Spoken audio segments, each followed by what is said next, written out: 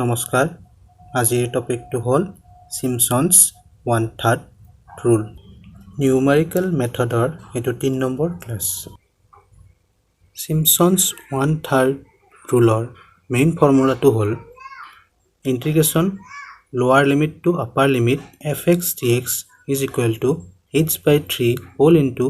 y0 plus yn plus 4 whole into y1 plus y3 plus dot dot dot plus 2 into y2 plus y4 plus dot dot dot আসলতে এটো কি এটো হল first term এটো last term হবো plus 4 into এটা হল odd term এটা সাম কৰি দিব লাগিব plus 2 into ইভেন টাৰ্ম কেটা প্লাস কৰি দিব লাগিব এনেকৈ আমি সূত্ৰটো মনত ৰাখিব লাগিব এতিয়া 2015 ৰ ডিসেম্বৰ মাহৰ নেটত অহা এই কোৱেশ্চনটো আমি সলভ কৰিম এটো সিম্পসন্স 1/3 ৰুল ইউজ কৰি আমাৰ এই ইন্টিগ্ৰেশনটো সলভ কৰিব লাগে the value of the integration 0 to 8 1 by x square plus 5 dx evaluated using Simpson's 1/3 rule with h is equal to 2 এটো মানে কি h to কি step size আমি আগৰ ভিডিওত কৈছো h to কি বস্তু কেনেকৈ কি কৰে এটো ইয়াৰ ফৰ্মুলা কি যদি কোনোবাই চোৱা নাই পৰ আই বটনটোত ক্লিক কৰি চাই লব is এইকেটা অপচন দিয়া আছে ইয়াৰ এতিয়া কোনটো হ'ব আমি সলিউশনত তুলিম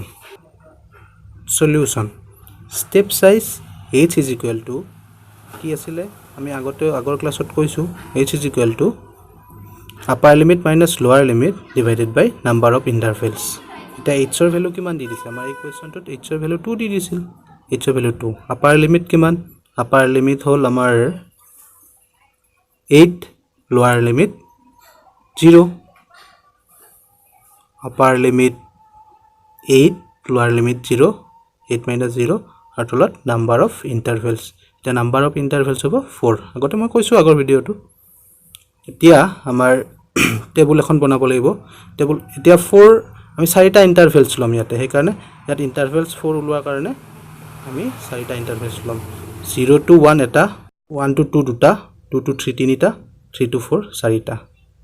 এতিয়া x ৰ ভ্যালু আমি 0 2 4 6 8 কি ললো 0 2 4 6 8 কাৰণ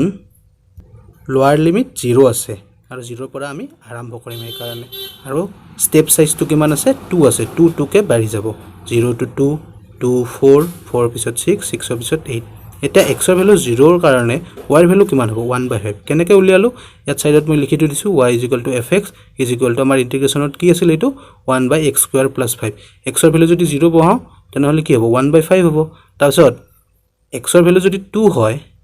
তেনেহলে y ৰ ভ্যালু কি হ'ব 1/9 কেনেকৈ 2 স্কয়াৰ মানে 4 4 + 5 মানে 9 1/9 এনেকৈ আমি x ৰ ভ্যালু 4 হলে y ৰ ভ্যালু কি হ'ব এনেকৈ গোটেই কেটা উলিয়াইছো এই টেবুলখনে মেইন এই টেবুলখন লিখি লব পাৰিলে বাকি হৈ যায় x0 x1 x2 x3 x4 আৰু ইয়াৰ এগেইনষ্টত একেটা y0 y1 y2 y3 y4